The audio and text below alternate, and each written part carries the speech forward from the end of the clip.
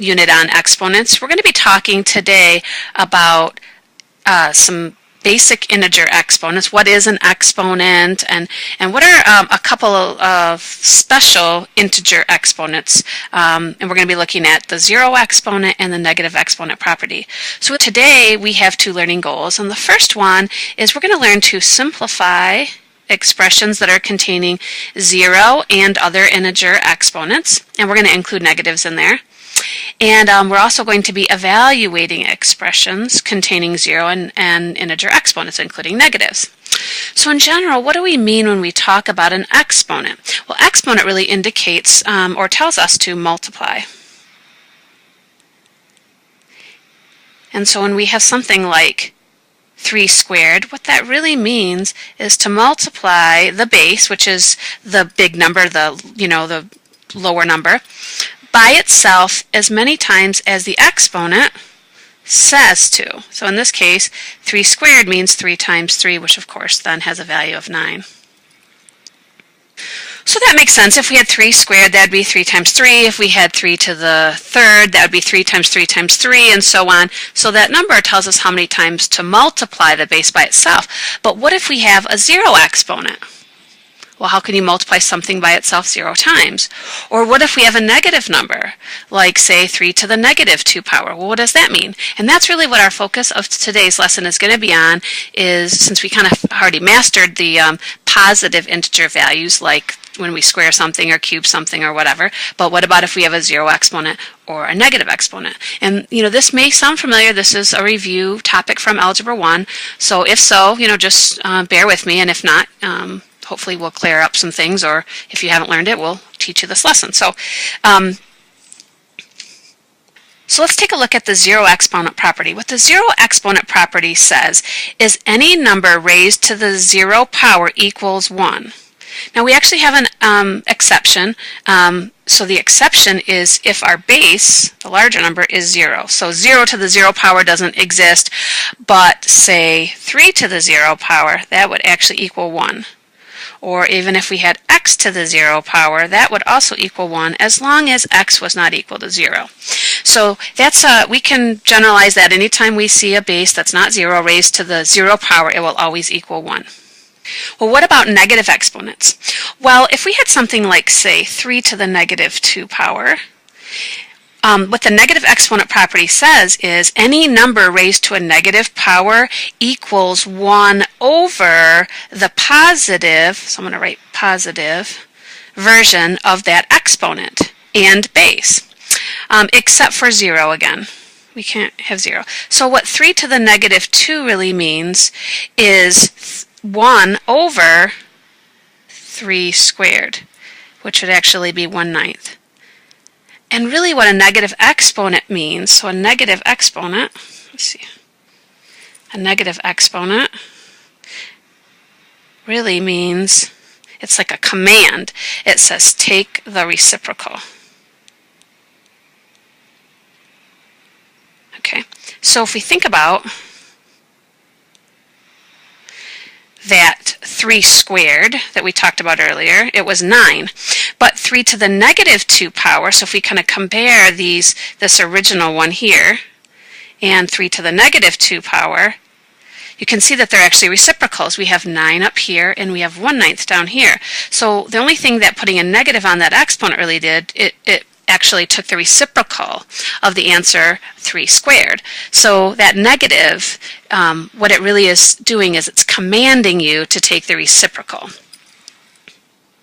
Now this also holds for when our base is not a real number, say it's a variable. So if we had something like, say, x to the negative 7 power, what that really means is 1 over x to the 7th power.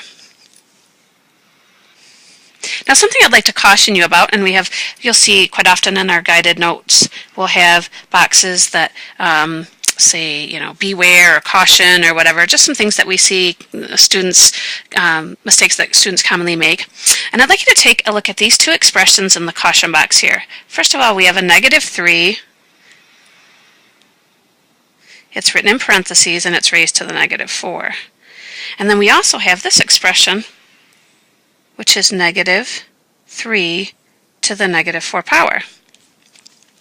Now, what's the difference between these? Well, the difference is that one of them has parentheses. Now, what parentheses are used to do is to group things together. So when we talk about exponents, exponents apply to the base that goes directly before it. So in this example here, the parentheses group the negative with the 3. So here we're saying we're actually raising negative 3 to the negative 4 power, which we know really means 1 over the negative 3 to the 4th, which then we could evaluate that. It turns out that I think if I can fit this on the screen, is 1 over 81, because negative 3 multiplied by itself 4 times would give us 81. So that's 1 over 81, so it's a positive number.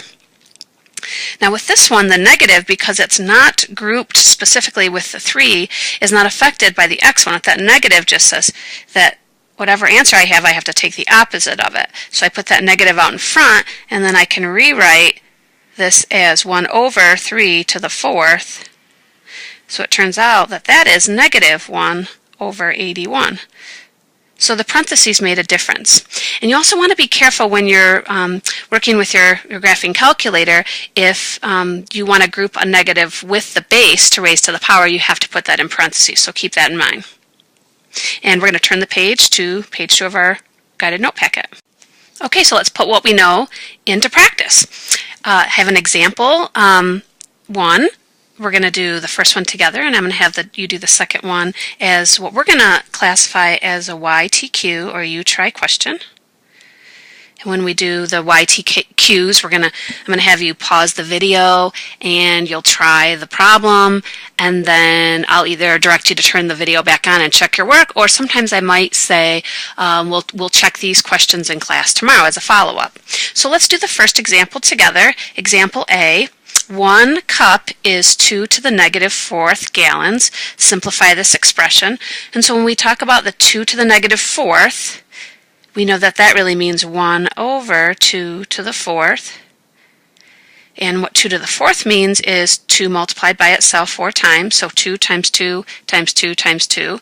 That's actually 16. So remember, this had a unit on it though. And so what that really means, 2 to the negative 4 gallons, means 1/16 of a gallon. Excuse me. So I'd like you to pause the video now and try example B. And be sure to include any units that are given in the problem. Okay, so let's go ahead and check our you try question, example 1B. 5 to the negative 3 power turns out to be 1 over 5 to the 3rd. 5 to the 3rd is 125, so this is really equivalent, this wingspan of a sandfly, of 1/125th of a meter. All right, so example 2 gives us another opportunity to practice the zero and negative exponent properties a little more, so we'll do a couple together. Actually, we'll do this example entirely together, and I'll have you pause the video. And when you get down here, we're going to have you do, oops, it's the wrong color. We're going to try the check yourself example. Sometimes the you tries are called the check yourself. Sometimes we haven't included those, and so I'll choose specific ones to have you try independently. But let's go ahead and try example 2 together. So example A, 4 to the negative 3rd power. What does that mean? Well, that means 1 over 4 to the 3rd power, because that negative really is a command to take the reciprocal. That's 1 over 4 to the 3rd. 4 to the 3rd is 64. 4 times itself 3 times is 64, so that's 1/64th. Well, here's an easy one. Example B, 7 to the 0 power. As long as my base is not 0, anything raised to the 0 power is 1, so that's just simply 1. Here's another example like that caution box, where we have two expressions that look very, very similar. One has parentheses, though, around the base, and one does not. So recall what we said there in that warning. What this really means is, okay, so to take care of the negative exponent, the command 1 over, and then our base is negative 5, and the power now is positive 4 because we took care of taking the reciprocal. So that really means 1 over negative 5 multiplied by itself 4 times, which is 625. So my answer there is 1/625th. Now with example D, though, that negative out in front is not applied or is not being affected by the exponent. So that really is just saying take the opposite of out front, and that's 1 over 5 to the 4th power, which now turns out to be negative 1 over 625. So go ahead and pause the video and try the check yourself example. Once you've completed it and you feel pretty confident about your answers, go ahead and turn the video back on and you can check your answers. Okay, so go ahead and check your answers. The example A, the answer would be 1 over 10,000. And just a little note on any powers of 10. Just with powers of 10, we use powers of 10 a lot in the scientific notation. The exponent indicates the number of zeros that comes after a 1. So 1 over 10 to the 4th, which is 1 over 10,000. The 10 to the 4th was 10,000. It had 1 plus 4 zeros. So go ahead and check your answers for B, C, and D. And notice this time on C and D, where those were very similar expressions, but one had parentheses on the base and one didn't, notice this time it didn't make a difference. They both turned out to be 1 over negative 32 or negative 1/32. And that's because the exponent is an odd exponent. So when you multiply something by itself an odd number of times, remember when you have an odd number of things that are negative, it stays negative. But if it's even, you have enough negatives to pair up that cancel each other out to make a positive. So really just want to be careful anytime you have a negative base. Just, if you're using your calculator, be sure to use the parentheses, because in some cases it makes a difference, like when you have an even exponent, and in some cases it doesn't.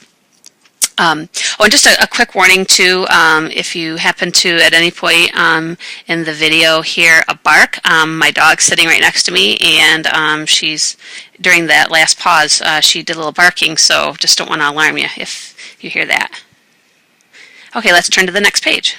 Okay, so now we're going to be evaluating expressions involving zero and negative exponents, and when we say expressions, that usually is code for we're going to throw some variables in. So let's take a look at this first example.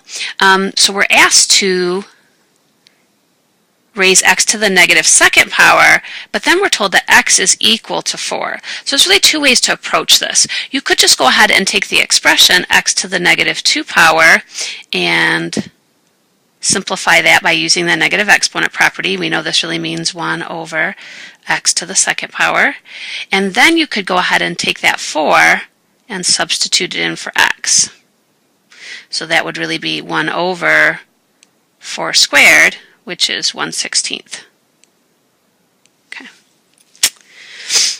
Example B, now that makes, it's going to kind of step up the level of difficulty now. We are going to throw in a coefficient, yeah. Lost the word for a second. So the negative 2 out in front, which is that number that's being multiplied by the variables. And then we have an a to the 0 power and a b to the negative 4th. So again, you can either go ahead and make the substitutions of the numbers 5 for a and negative 3 for b right away, or you can simply simplify this first and then like taking care of the negative exponents and the 0 exponent, and then do substitutions at the end, and that's what I choose to do.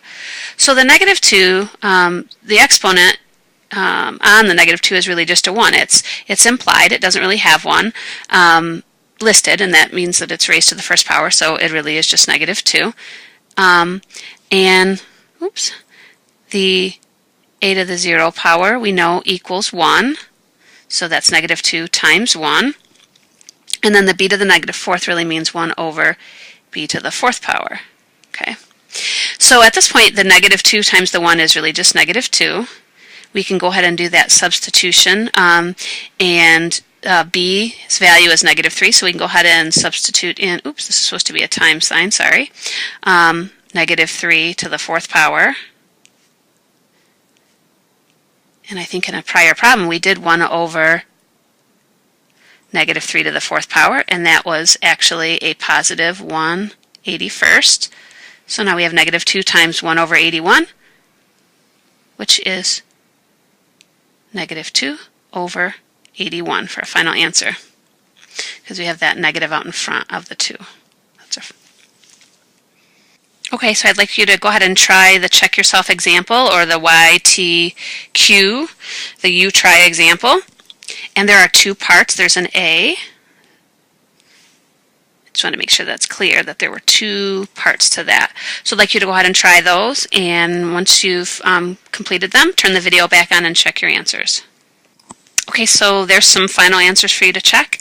And I just want to make a note that if you have any of these you try or check yourself examples that you're struggling with, and as you go back and study the work it still doesn't make sense, just make a note of that. Eventually we will be doing what's called a whisk, and we'll do this together in class for the first day, and there'll be a spot on there for you to list any questions in the notes that you had trouble with, or any example problems that you would like more clarification on. But for now, just put a little note on these, so if we're not doing this video in class, that you can ask me about this tomorrow. Let's go ahead and turn the page to the next, and actually final page of the notes. Okay, so finally we're going to be looking at what's called simplifying. And so when we talk about exponential expressions, we would say that an exponent is simplified if there are no negative exponents and there are no zero exponents. So we don't want to have any negative or zero exponents left in an expression. Otherwise, it would be considered unsimplified, which would be kind of similar to, say you gave an answer of, I don't know, 2/4 as a fraction. That is technically the correct answer, but in its most appropriate form, we would have to reduce that fraction. So simplifying is similar to reducing a fraction. It's just getting it in a more appropriate final format. Now, one other note is, what about if we have a negative exponent and it actually occurs in a denominator? So here's an example of something like that.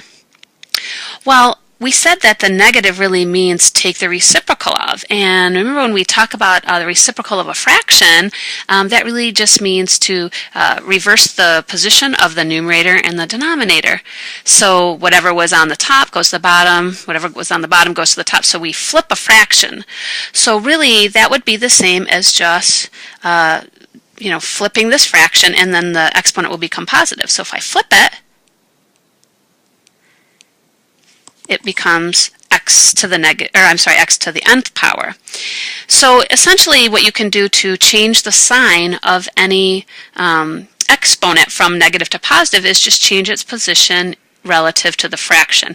If it's in the denominator and you move it up to the numerator, then it will change it to a positive. If it's on the numerator and it's a negative exponent, just simply move it to the denominator. So let's go ahead and put that in practice. And we'll try example 4 together, and we'll leave the check yourself example as a you try. So let's take a look at 7. 7w to the 4th power. Well, the 7, there's no exponent on it. So it's really just 7 to the 1st. And we know that w to the negative 4th power is 1 over w to the 4th. So then if we go ahead and multiply, and actually really 7 is 7 over 1, so if we multiply across like we do with fractions, 7 times 1 is 7, w to the 4th times 1 is w to the 4th, and so that's our final answer. And so you can see that really all that happened was to make this a positive exponent, we just simply moved it down underneath the 7 or into the denominator. All right, move on to example B. So in example B, we have a negative 5 on the top. That we don't really have to do anything with, because that negative is, the sign on the coefficient. And there's no power, which means it's really to the first power, so it's fine. But on the bottom, notice we have a k to the negative 2 power, so all we have to do is move that up into the alternate position from the denominator to the numerator, and that will change it to a positive exponent. Well, that leaves just 1 left on the bottom, so we could simply leave that as 5k squared. There's my final answer. And let's do one more. We're starting to get a little more complicated. So we have an a to the 0 power. We know we can just turn that into 1. Okay, the b squared has a negative, to the negative 2 power, so we're going to take care of that negative on the exponent by moving it down to the bottom. On the bottom, we have one of the terms, c, that has a negative exponent of -3, so we could take that and move that to the top. But the d has a power of 6, so it's fine. We can just leave that down there. And so our final answer would look like this. We have a 1 left on the top that's being multiplied by the c to the -3 that we moved to the top, which makes it now c to the third. So that's 1 times c to the third, or c to the third. We take the b that was to the -2 down to the bottom, makes that b squared. And then we have that d to the 6th that just can stay right on the bottom because it's already got a positive exponent. So there's our final answer. So again, just, if it's just change its position in the fraction, and that will make the exponent positive. So you go ahead and try the check yourself example, or the you try question. Pause the video, turn it back on, and check your work. Okay, so there are the answers to the you try questions, A, B, and C. Take some time, look over the work that goes along with it, check your answer, and be sure to make a note if you want to ask about these questions when we meet again in class.